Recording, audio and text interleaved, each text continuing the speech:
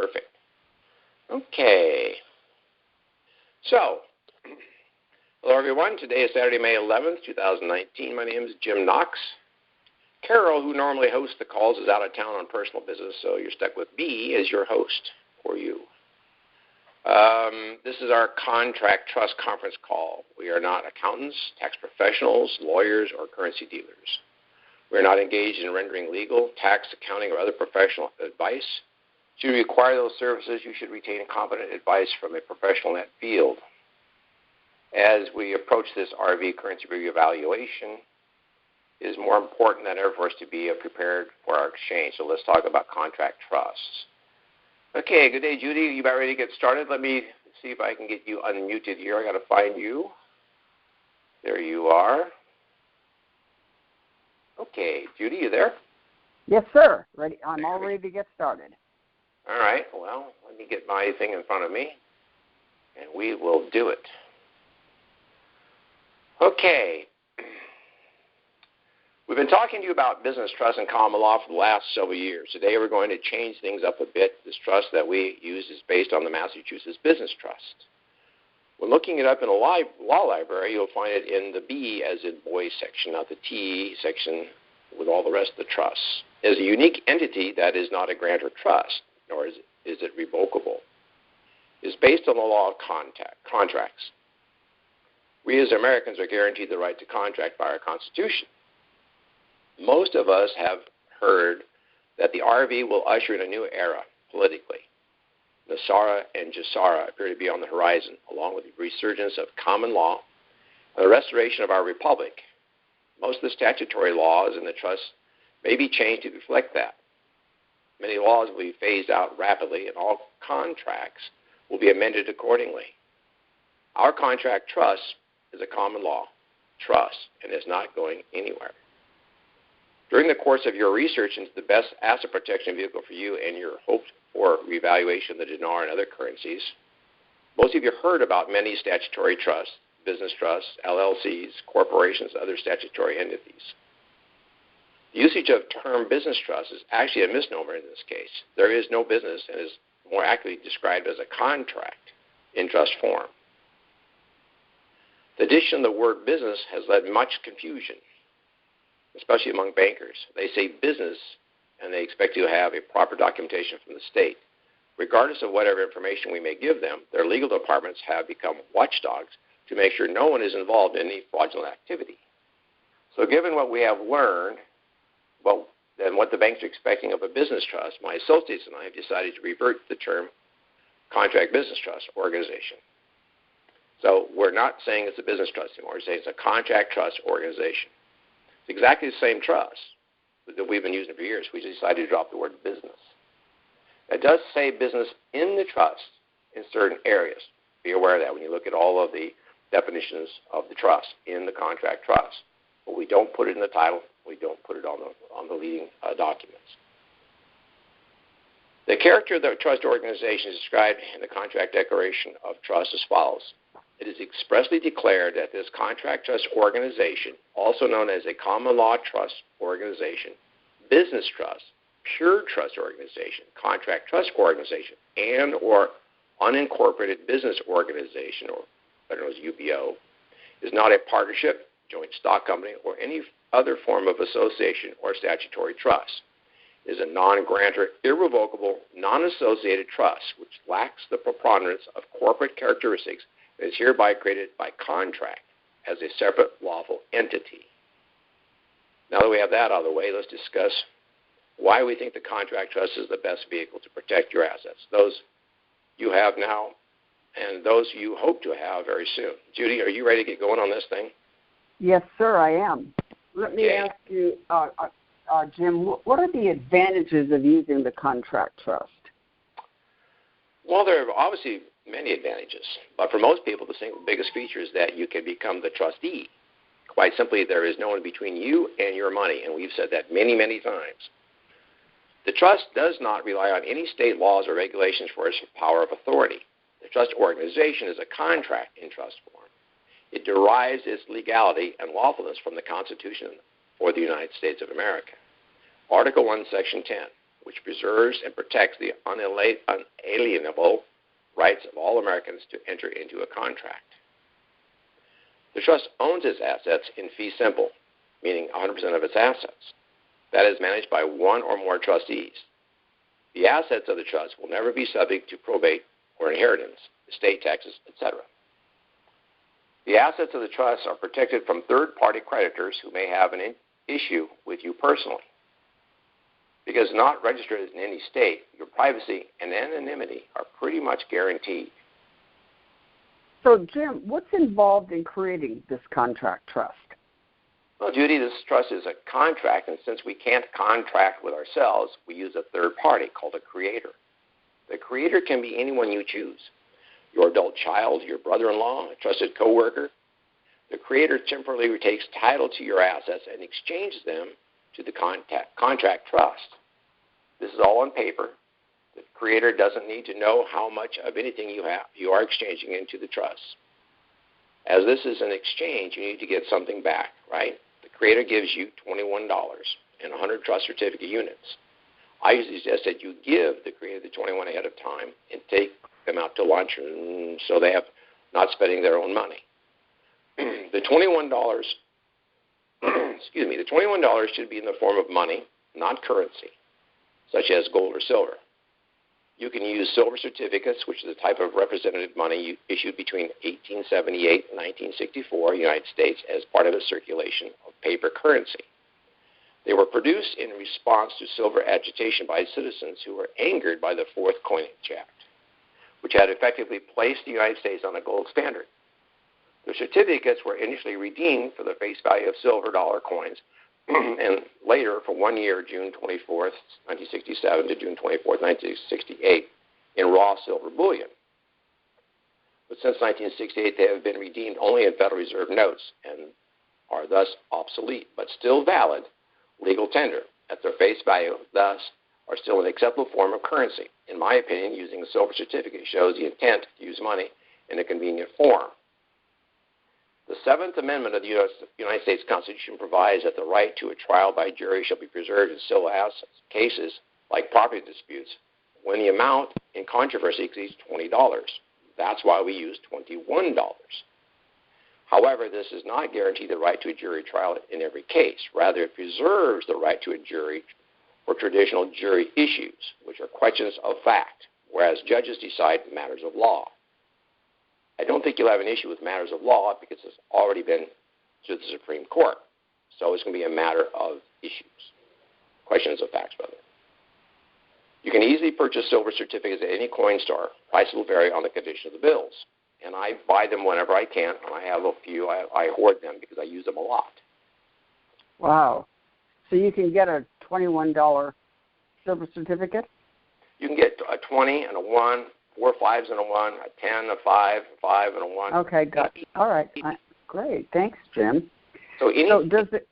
Go ahead. Sorry. I was gonna ask another question, but I didn't want to interrupt your train of thought. Well, let me just say that the $21 in silver certificates is the most effective way to do this because you're going to keep them with the trust forever. So, what's your next question? Yeah. Does the creator have anything else to do with the trust other than create it? The creator's last task is to appoint a first trustee. Well, he or she can appoint anyone they choose. The typical and most logical appointee for the trust is you, the original investor. Let's face it, if you were smart enough to buy all that currency, wouldn't you be the most logical choice? After the appointment of the first trustee, the creator exits the contract trust with absolutely no further responsibility, duties, authority, or liability regarding the trust organization. Okay. Can I be the only trustee, or can my spouse, if I have one, also be a trustee? The trust can operate with a single trustee. In cases of a married couple, one spouse typically appoints the other as a co-trustee. Okay. How do we take care of our children with a contract trust? Most people choose one or more of their adult children to be the successor trustees. A successor trustee simply takes over the management of the contract trust when you and your co-trustee die or, for some reason, medical issue, whatever, cannot continue. Okay. how can I be sure that the contract trust will stay in my family for future generations? Well, many of us will be creating generational wealth with the RV. While you can't rule from the grave, you can specify that all future trustees must be part of your bloodline, to be proven by a DNA test, for instance. You could name your daughter as your successor trustee, and she can name her children, but not her husband. We can also add a spendthrift clause, so no future trustee, successor trustee, or a certificate holder shall have any right to alienate, encumber, or hypothecate any interest in the trust, thus further protecting it from possible future reckless behavior or management. Okay.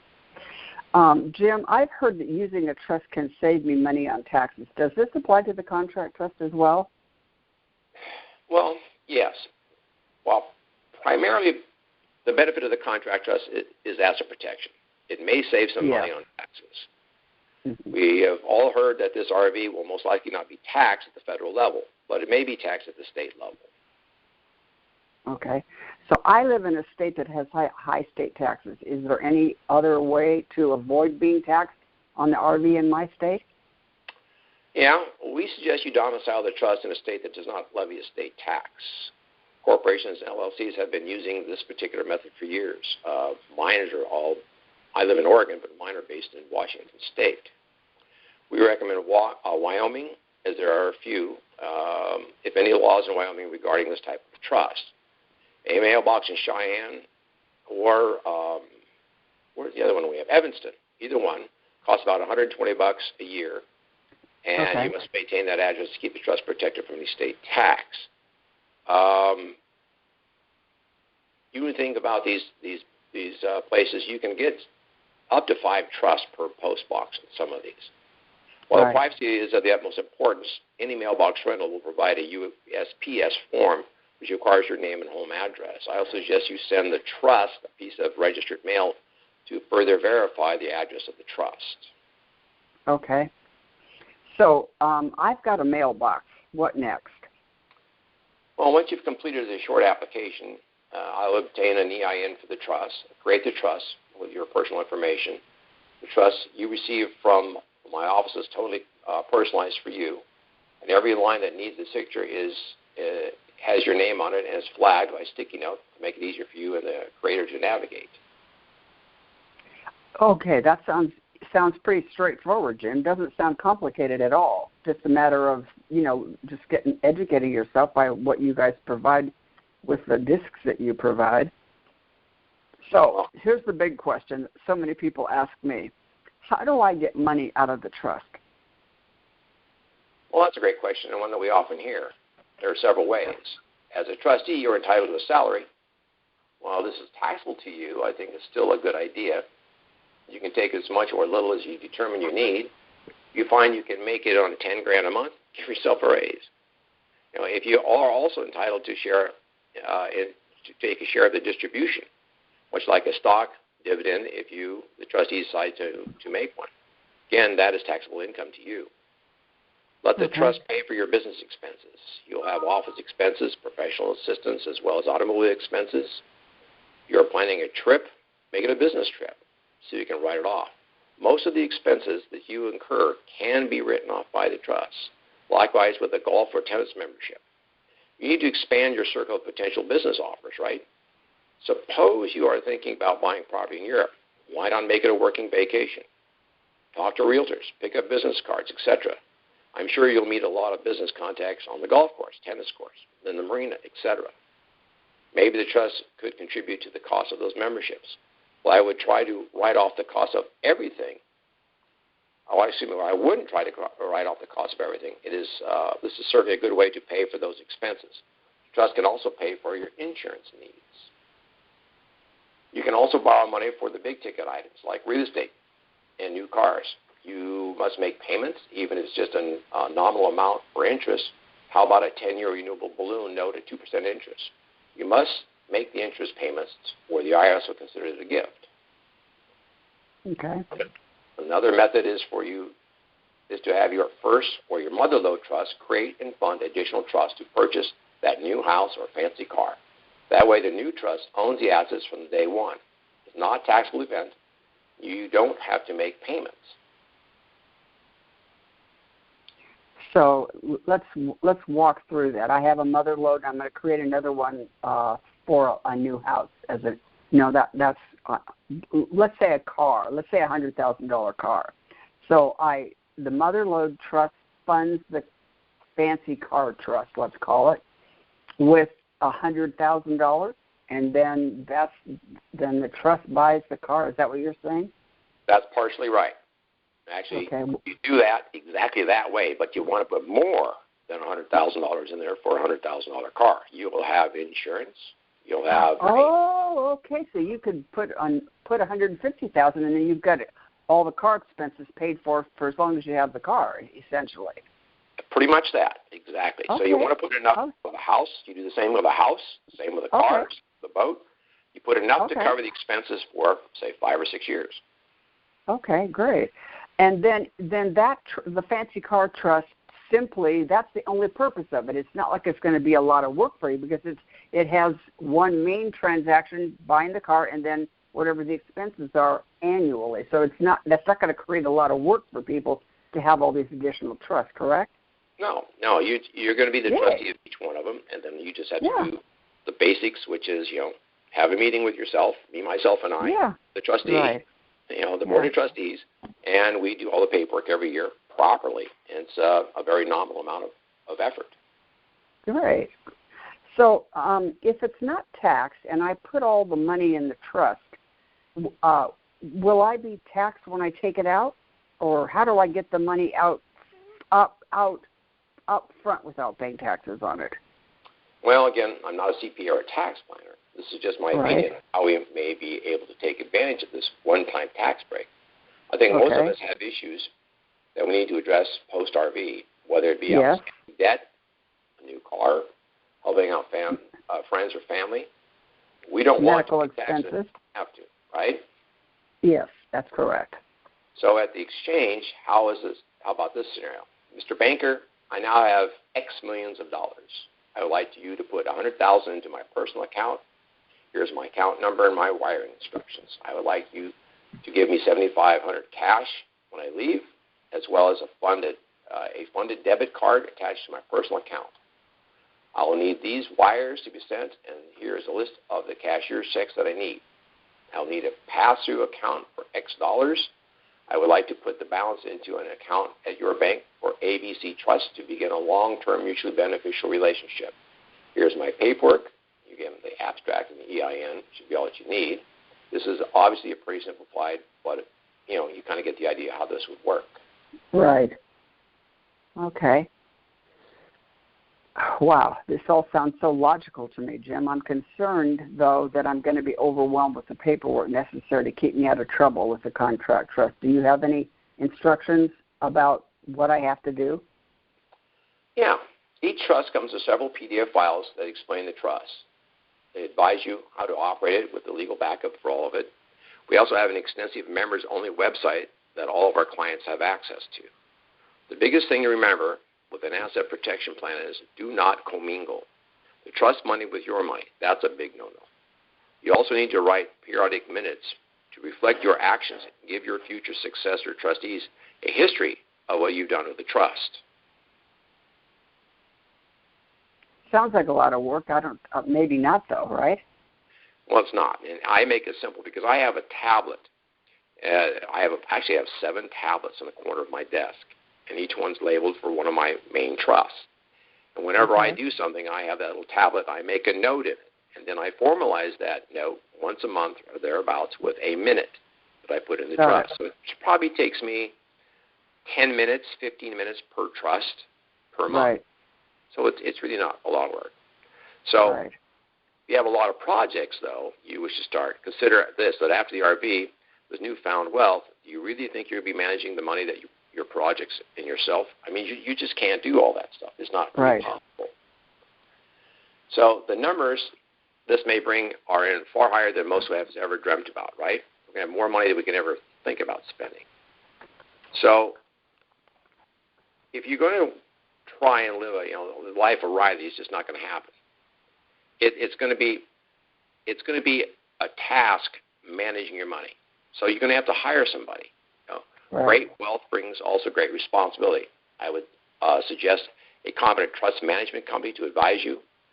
You'll probably want to hire your own personal manager or executive assistant, like I've done. In fact, she's coming over today at 2 o'clock, final interview. I would caution you to find a good headhunter that will vet good candidates, like I did. It is not a good idea to hire your grandson, sister, or best friend. Hire a reputable company to hire your personal manager or other employees. Make sure that your company fully vets the candidates to include full background checks, to include previous employment, police record, including fraud, amongst other criminal activities. Previous marriages, worst case, they are harassed on the job by an ex or back child support. Military background and verified educational background to include delinquent student loans, full credit check. If any of you those previously mentioned come up, they might be tempted to steal from you, blackmail you, or worse, help kidnap you. And that's a big concern that I have because I'm disabled. I can't run. Right. So I relate to that. Your personal manager is your liaison to the rest of the department heads for all your projects. And that's exactly what I have. I'm hiring a person right now that's going to be talking only to me and all of the project managers for all the projects that I'm going to have. And I found somebody I'm going to hire him. So you have another question? Awesome. Yeah. Go ahead. So Jim, you've mentioned other trusts. How many do I need, and do I need them now? Well, that's a good question, Judy. All you really need right now is some other trusts. You may have heard that we need separate accounts for whatever currency we exchange. The key word here is account. You can open multiple accounts under the same trust. I have 4 accounts under my master trust right now. But it's also running this part of my business. Further down the line, you will probably want additional trusts for your projects, your real estate, your vehicles, etc. You may also want our triple play, which includes a portable will, durable power of attorney, and a health care directive. So now I have a little thing here I want to read to you. Okay. I did some research last night. I think everybody's going to like this. The trust that we produced for you is a direct descendant of a case that was won against the government agency in 1983 in the Ninth Circuit. The government appealed the case to the Supreme Court.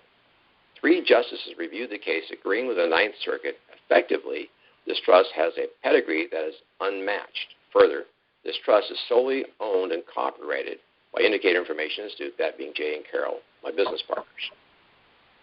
So that is not what had been discussed before, but we want to bring that out. So awesome. Do you think we should break for some calls and see if anybody has any questions? I think that's a great idea, since I don't know what I'm doing here anyway. So bear with me, folks. Okay, anybody have any questions? Let me unmute a few people here. So what do we have? How do they raise their hand here, Judy? I don't know. I've never seen Phil's board. Yeah, it's my first time at it, folks. So I'm going to unmute everybody. Jim? Yes. This is Sandy. I wanted to ask a little bit more about a pass-through account. Sure. I've researched it or tried to find it. I can't find anything on it on Wells Fargo about a pass-through account. Now, that's the bank I use. But I'm not sure exactly. Ask you this. If I had a pass-through account and I only have my mother trust and I open up a pass-through account, then I come to y'all to get open a car for the house or whatever. Then send money in the pass-through account into the new trust, or what is this pass-through account? What is the benefit of it? Well, the pass-through account is simply the first trust that you're going to have. It's the one we call it the mother lode trust. It's the one that's going to take and receive all the currency. It's going to have many accounts for the currency. That we're being told we have to have an account for each currency. That's what it is. It's just simply your first trust. And then it can then fund other trusts as you create them or have them created for yourself. So that first trust, simply the first trust the pass-through is your first trust. And then it can fund your car, your boat, your plane, your train, whatever it wants to fund. That's all it is. You won't see anything about it on the sites because it's just how Wells Fargo works. They set mine up. Go ahead. So they automatically they'll set me up a pass-through account? No, it's your first trust. The one that you get from us is going to be your pass-through. Oh, okay. So when I get the other trust and they need to be funded, will that create a taxable event by taking out of the mother lode and transferring money into another trust? Will that create a taxable event? As we understand it, no. Okay. All right? Okay, yeah, thanks. All right, we have somebody here, another says wireless caller. I have no idea who you are, but go ahead and speak. Jim, can you hear me? Is it me? This is Gary in Phoenix. Yep, that's you. Okay, question. If we're working with a manager in the bank when we first get our money in there, and he's going to be our contact, the Motherlode Trust, we're not going to have that online. We're going to have that completely offline, and it's going to be basically between me and that person and the bank in the bank for a contact. If that person leaves, what happens? Is that going to cause any kind of a problem? No. Are you talking about the person at the bank or the person you're working with personally? The person at the bank. No. What they'll do is they'll hand it off to the next person they hired to replace that person. You probably should go in and meet the next person because you want to make sure that person is someone you want to deal with. Okay. And the next question along with that, I plan on exchanging through or redeeming through HSBC, and there's not an HSBC here in Phoenix. But I'm planning, hopefully, on moving to the Lake Tahoe area, and in that area, there's not an HSBC either. However, there are some in Sacramento. Can I say that I'm living in Phoenix, but I'm going to be probably banking in Sacramento? Can I do something like that? Well, yeah, that's what we're doing right now. There's an HSBC in Portland. I live in Salem, which is about 50 miles away, and it's up 6th floor. It's not a bank per se. It's the wealth managing company. I've been up there and talked to them. And you can be anywhere. And when you exchange, as I understand it, the rumors are, nobody knows, that all the banks will be there and be represented. And you'll be finding HSBC offices all over the place. They're not going to be banks. They're going to be wealth managing offices. Okay. An internal bank, but it won't be a commercial bank or a public bank, as I understand it. That's excellent. Mm-hmm. All right, thank you. That was my question. Thank you. All right. Any other questions? See, I think you just, I've unmuted everybody. There we go. Now you're unmuted. Audrey?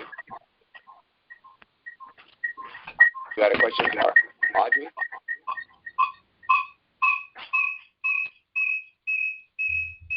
Okay, I'm going to have to mute everybody. You can start. I'm going to mute everybody. Yeah, you can hit, I think it's *6 to unmute yourself. And go ahead. Okay, *6 is unmute. So you can hear me now, correct? I can. Okay, perfect. So I love your answers, and it sounds like a dialogue. And is there a transcript someplace that you're reading from, or just personal notes? No, it's something I'm reading from that we wrote because we get sidetracked so easy. It's kind of like that movie with a cartoon movie with a house on the balloons and the dog, squirrel.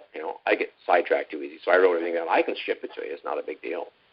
Well, I was just curious if it's on the website, because the content is very useful, and I'd love to go over again because the strategy and the logic and the way of thinking is something, it's like a new suit of clothes or a new pair of shoes. You have to work into it, and it's like I'm all in game for. And but yeah, I'd like to review it myself. All of our conference calls are on IQD.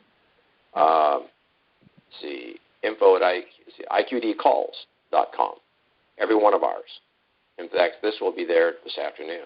But I can. Yeah, it's a lot easier, of course, it's a lot easier to read, to at least than to process the time on the phone and listen. All right. Well, let's do it this way. If you want it, just email me. I don't want to have your email address broadcast over the call, so just email me, security indicator information, and I'll send it to you. Perfect. Yeah, no problem. That goes for everybody. Anybody want a copy of it, just email me. I'll send it to you. Yeah, and I love the dialogue between the two of you and how that works, and it's a great frame for understanding how to use this. May I ask one question then and let you go, and that is the note-taking, you using tablets, and you're taking notes, and those are like thoughts, and then you formally monthly set minutes. Is that what you do, is just kind of like record the minutes, or is declare your actions and then process the paperwork, and that is like pay or contract, or you follow what I'm saying? Yeah, Danny, that's exactly what I do. I formalize. I keep the notes because when we just lost a good friend here recently. John Newell passed away unexpectedly, and I took over everything, and he kept pretty good notes. So I finally found his notes, and so now as successor trustee, I understand where he was going with this. So it's kind of like a diary or a journal for the successor trustee to go through and see what you were doing. So that I make sure that stays with the trust, and then I formalize whatever I'm doing at the end of the month, sign the minute, and enter it in the binder that the trust is in, and that's all I do. Excellent. Okay, so that binder has to be a bound or a loose leaf. No, the trust comes in a 3-ring binder. So Your notes, your minutes. My notes are in these little wire ring. What they call. I use a notebook by Carnet. It's 100 sheets, and it's college ruled, one subject, and so it's not an electronic tablet like an iPad. No. I keep a physical.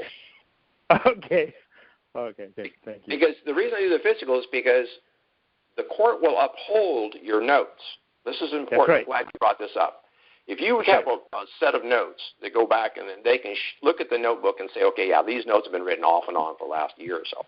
That's going to hold up in court. Anything on a computer, they can say, well, when did you create this, and can you prove it? No, I can't prove it. But with a notebook, you can. Okay.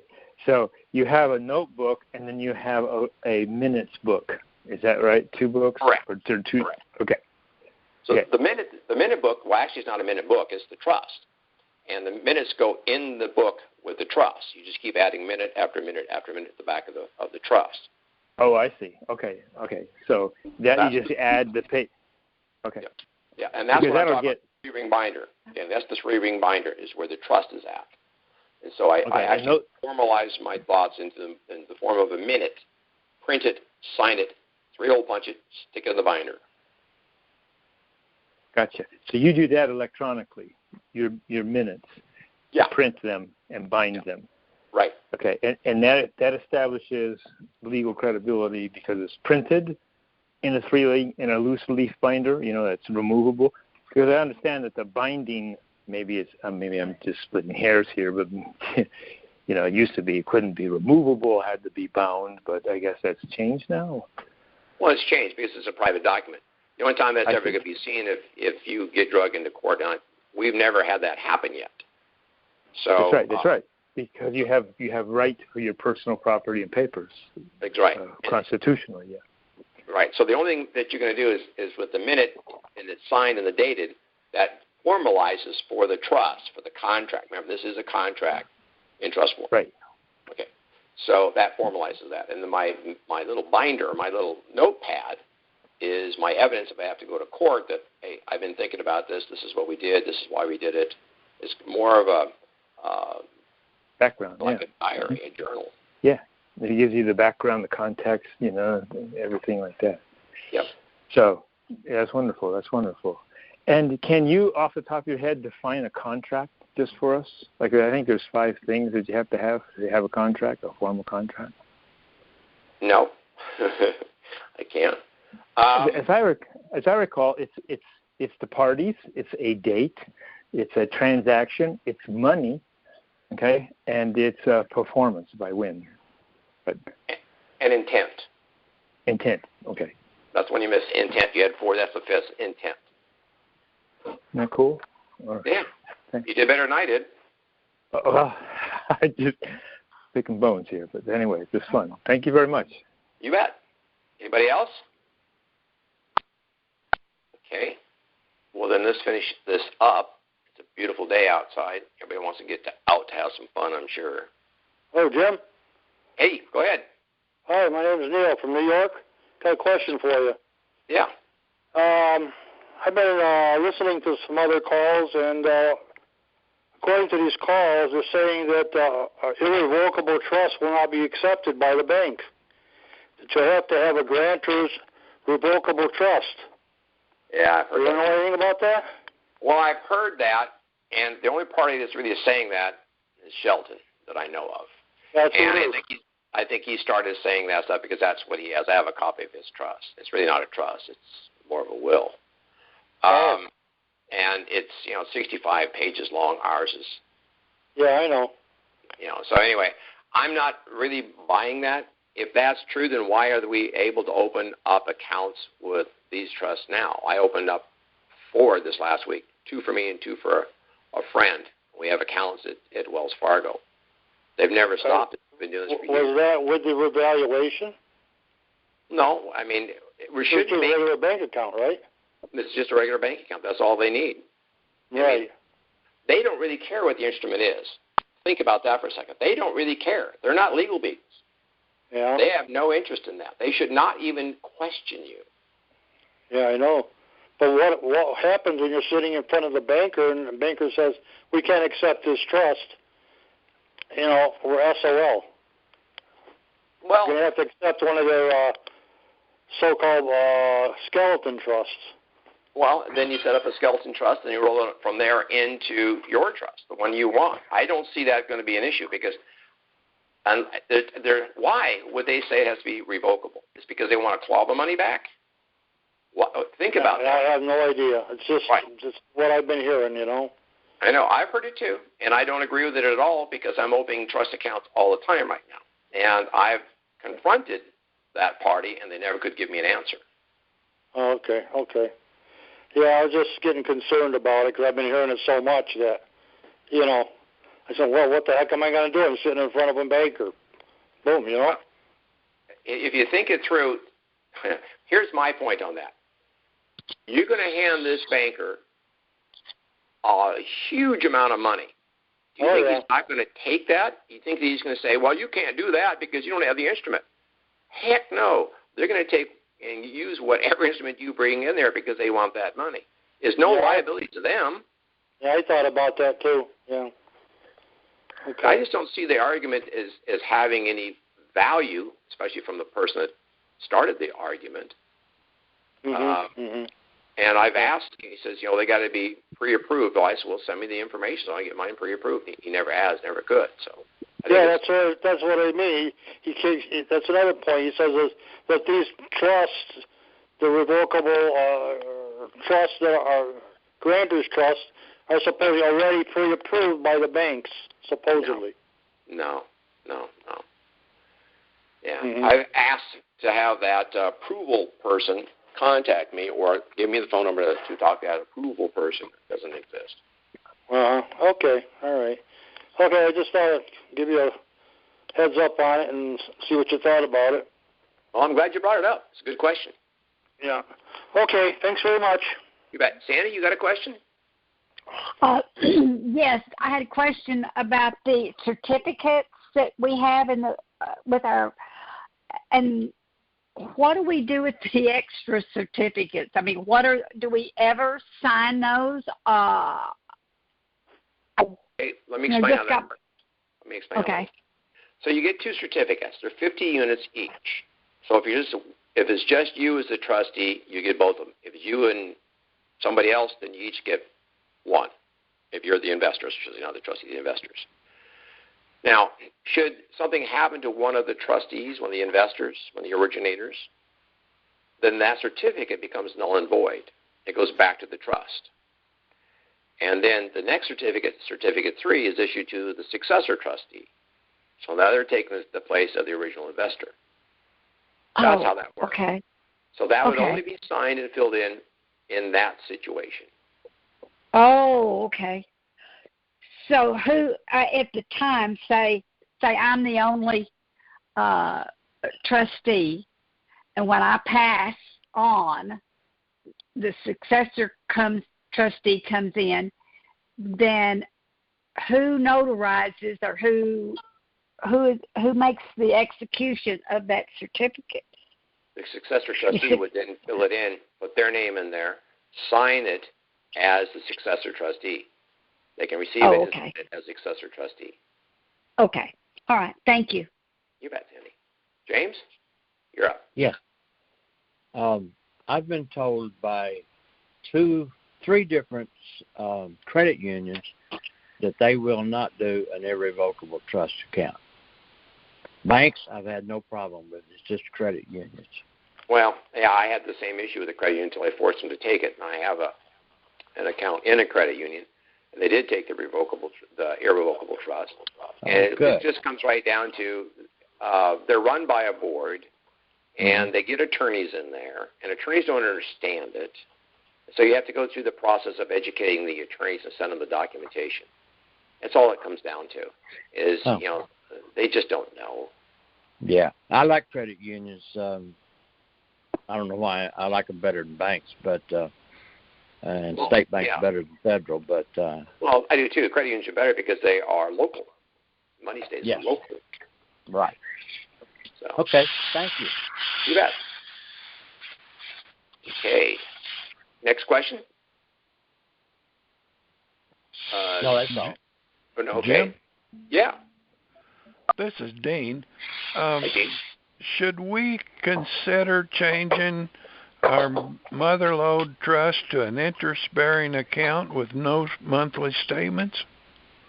I would not use an interest-bearing account because then the bank has some control of your money. They're taking your money to use it, and they'll give you interest for it. So now they're using your money. I don't trust them.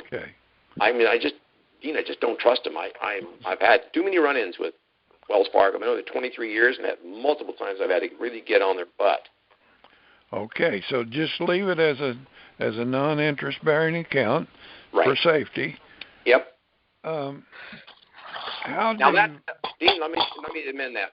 That's subject to change if we get the quantum financial system type banking, whatever they're calling it, whatever the new banking system is.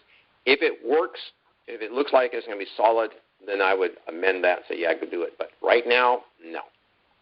Okay, thank you. Another question.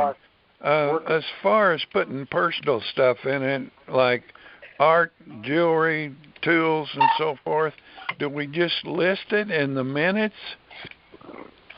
You want to put it, you can list it that you add it by the minute and you put it on Schedule A. You just add it as another, or Schedule B, either one. And you just add it as another asset to the trust. Okay, but do we have to put it in Schedule A, or it can be in just the minutes? It'd be best to be in the schedule also. You have to do a minute to bring it in, and then you're going to have to, because you have to buy it, but then you're going to move it in there, however you're going to do it. And then you need to add it to the schedule. Remember, this is a private document. Nobody's really going to see it. But you should put it there so everybody, your successor trustees, knows what the property is. They don't have to go through all the minutes to try and figure out what is owned by this trust. Okay. Good reasoning. Thank you, Jim. You bet. Okay. Who wants to talk next? John. Hey, Jim. Danny again. One question. Yes. Okay. What is your attitude, if you could just sample for us, when you walk into your exchange, you're going to bring your a copy of your trust, or you're going to bring just the title page? But I mean, those are the tools you'll have, but what is your attitude when you're sitting across from the individual?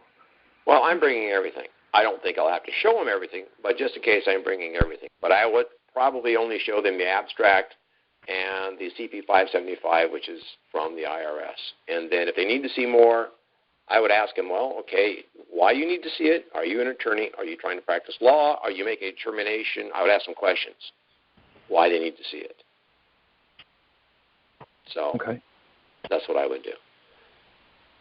And then, of course, if they're going to give you and be stickly about it, you can always just have the walk-away power to get up and walk off. Or or go to a different, they're going to have every bank is going to be represented there. Remember, you're dealing with somebody that's just going to figure out what bank you want to work with, and then they're going to step aside and let that bank come over and sit down with you.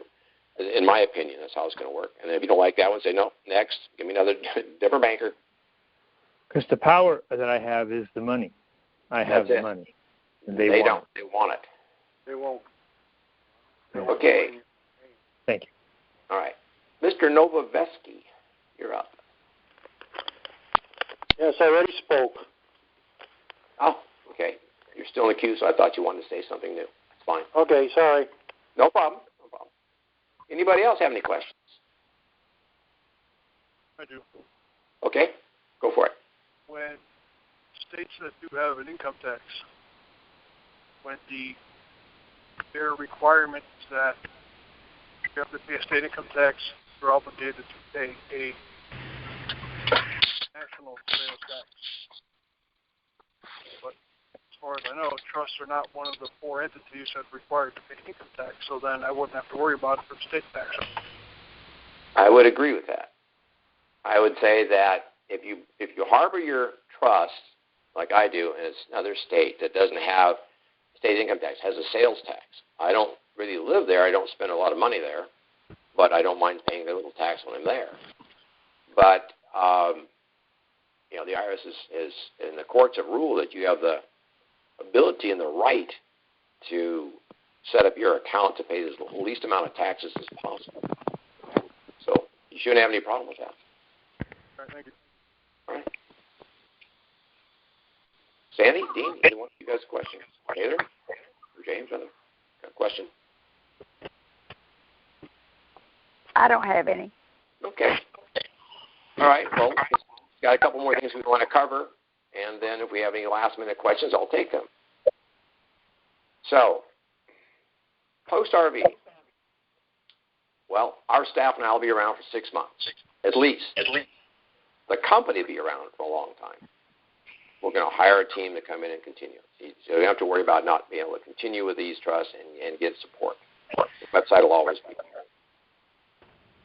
So, it's about 10 minutes to 11. If we have any other questions, I'll take them. If not, then we'll wrap up a little bit early if you'd like. Get out of here. No questions? Well, then we're going to wrap this one up. Judy, you ready to wrap it up?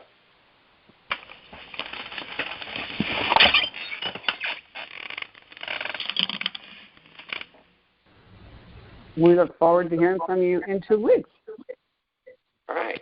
So, wait a minute. Now, Bev, did you have a question? You just popped up here. Clark? Audrey? Yes, I did. Okay, go ahead.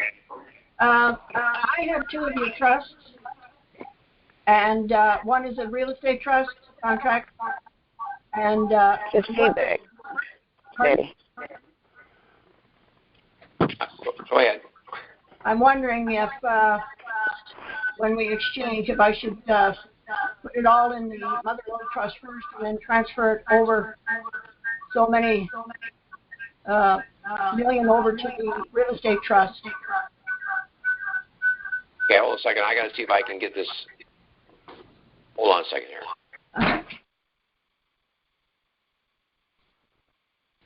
Okay, everybody, I'm sorry about that, but there was a lot of background noise, so I muted you. You're going to have to unmute yourself to talk. I'm unmuting Bev. I'm unmuting Judy. And I'm unmuting Audrey. Okay, that's where we're at. Audrey, we got a real bad echo on yours, so I'm going to mute you temporarily. Can you hear me? I can hear Bev. Go ahead, Bev. Yeah, okay. So I wondered if it would be better to fund the trust right off the bat, or whether to just put it in the mother lode with different accounts and then transfer it over to the trust. What I'm really interested in is if I can, the houses are already in the trust. So what I'd like to do is sell the 2 houses I have, and I'm wondering if the trust will buy another home, and whether it would pay all the utilities, taxes, and whatnot. And I would stay here. My husband's very ill. I'm older, almost 80. And God bless you. Carol told me to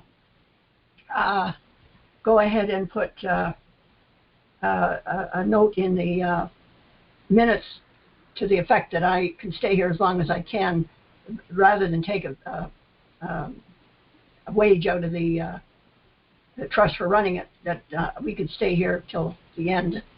So that's what I was wondering, whether the trust is able to do that, Jim. Sure, yeah. It's called a life estate. You can and you can exchange a life estate for managing the trust. I see. So you just put a note that in lieu of wages or expenses. Right. I have done that. Okay. Yeah, that's good. Good way of doing it. So it will look after us. Now I was wondering also, my husband being so ill, we don't care for Medicare at all. I'm wondering if I go to the bank. I know they have group insurance there, and I will have quite a bit of money. And I'm wondering if they would do that as a benefit to have us put into their group insurance. I'm sure they would. That's one of the things you can ask for, and that's something that has come up. So, yes, I will. Ask for everything, folks. Ask for the kitchen sink. Ask for everything and settle for what they'll give you. All right. I do have Wells Fargo. I've been with them for 30 years. So. Yeah. All right, my dear. Well, thank you very much for the information, Jim. You bet. Thank you. Rob, you're up. Yes. Jim, can you hear me? Yep, perfectly. Okay, great. Just your thoughts on how close we are to this RV, and I know you don't have a crystal ball, but where do you think we are? I think we're so close that we can almost reach out with our tongue and lick it. Oh. That's what I think we are.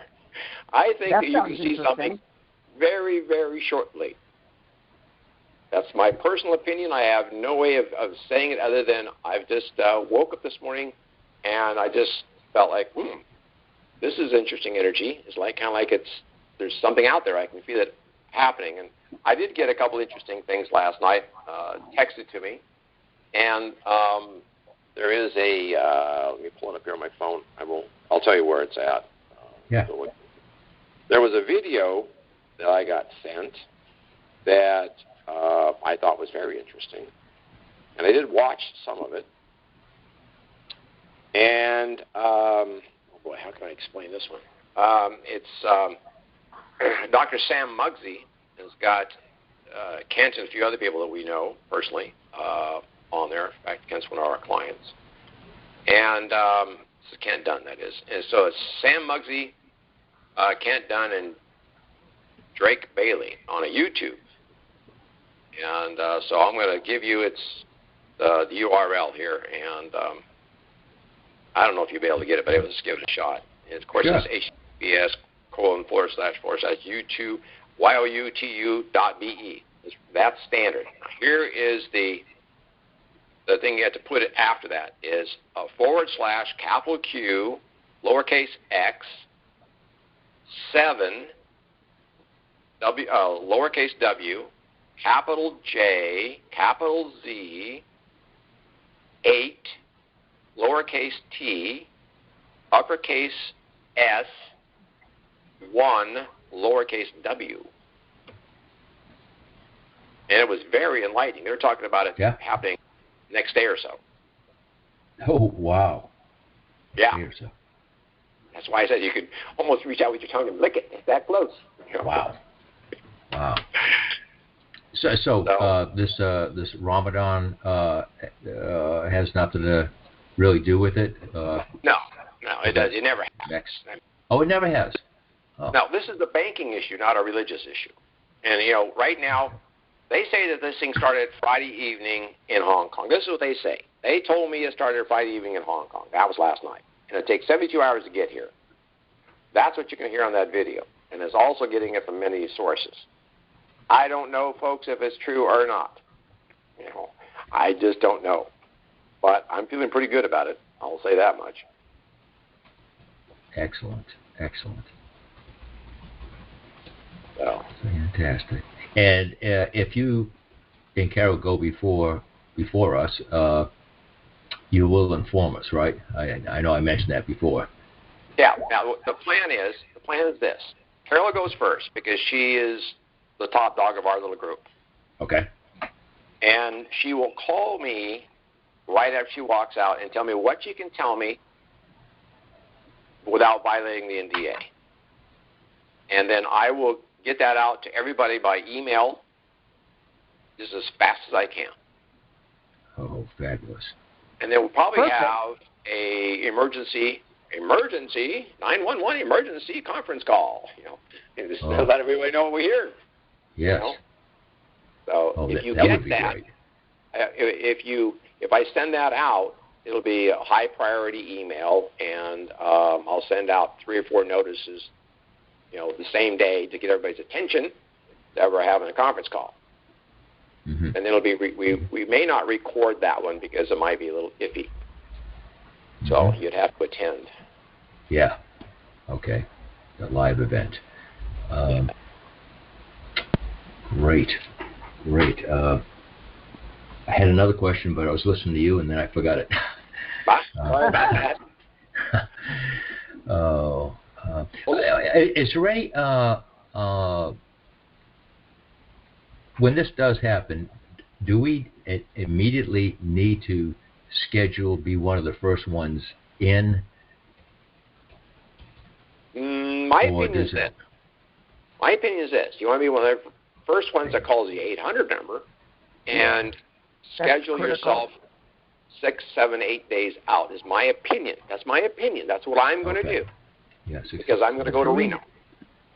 Because you need to make the appointment, especially if you have Jim. That's critical. Yeah. You've got to call the number and make an appointment. The appointment doesn't have to be today or tomorrow. It could be, like Jim says, a few days out, but get that appointment made. Otherwise, you may not get to exchange your Zim. Yeah, and that should lock in your rate, too, because you made the appointment, and it should be you can tell them you want to lock in your rate. Ask them. See, we don't know what the phone call is going to be about.